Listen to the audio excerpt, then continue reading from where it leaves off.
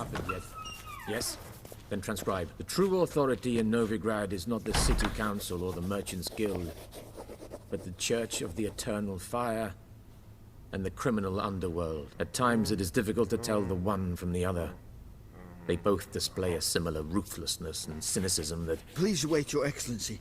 I'm falling behind. You know what? I'll write the report myself. You'll need only prepare a clean draft. In triplicate.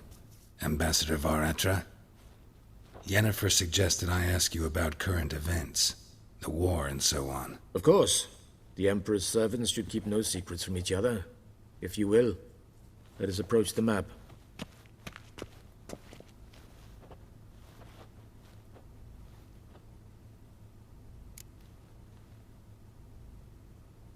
How's the war going? I mean, apart from the fact that Nilfgaard's triumph is imminent. I assume this to be a private conversation. We've no witnesses, so let's dispense with the propaganda, even that shrouded in irony. Our offensive was going splendidly until winter came. Edirn was in such disarray that we encountered no resistance. We had reached the Pontar before the first snows.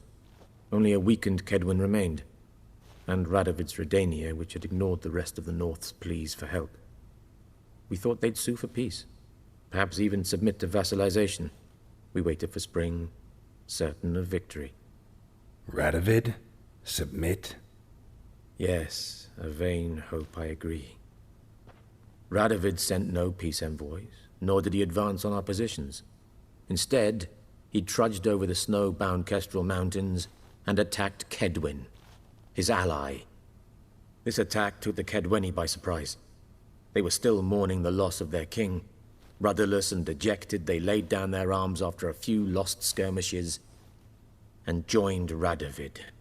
And so by spring, instead of two weak enemies, we had only one powerful one.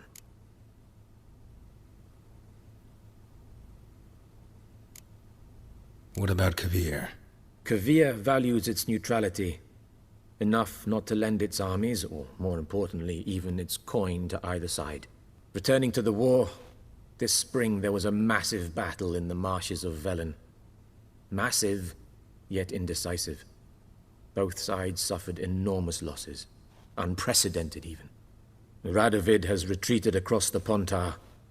He's safe for now, until reinforcements arrive from the south. Then Emperor Emir Var Emrys will deal with him once and for all. Couldn't you just go home? Save everyone a lot of marching, not to mention a few human lives. I'm afraid the stakes are too high to fold now. We can only go all in. How do things look in Velen? As bad as ever, perhaps worse. This land never flowed with milk and honey, and now it flows with blood. Armies have swept through it several times, trampling fields, looting granaries, burning villages. Famine grips the populace. So how's ruling that earthly paradise going for you? Not well, to be honest. Our forces are spread thin as it is, and Velen is chiefly swampy forests that are difficult to control. We've had several patrols never return to their camps. Thus, we've temporarily delegated authority in this region to a certain Nordling, a former low-ranking officer in the Temerian army, one Philip Strenger, better known by his nom de guerre, the Bloody Baron. I advise you well. Avoid him. Any news from Novigrad?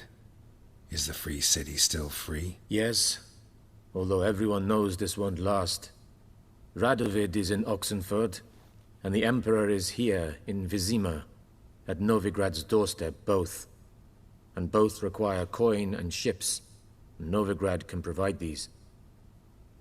Which is why the mood in the city is rather, well, on edge.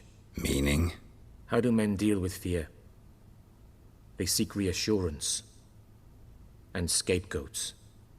The Church of the Eternal Fire understands this perfectly, and so it promises to improve the lives of its flock by pointing out the guilty. Who started the war? Who profits from it? Why, it's obvious. Mages, elves, dwarves, in a word, any and all deviants. I've been stationed in Novigrad for 13 years. First as a consul, then as ambassador. I've seen a great deal. Cruelty, cynicism, greed. But what is happening there now concerns me greatly. What's new in Skellige? Nothing. The islanders pride themselves on that, don't they? Doing everything according to tradition, as their forefathers did. And like their forefathers, they quarrel with each other, pillage, occasionally attack our transports. This is cumbersome, but nothing more. Skellige has always been a footnote to history, and so it shall remain. Sound awfully confident. What if King Bran manages to unite the Jarls? Lead all the clans against your fleet? King Bran is a feeble old man. From what I know, he barely remembers the names of his own vassals. Uniting all might prove difficult.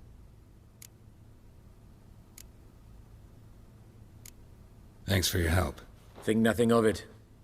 May the great sun light your path.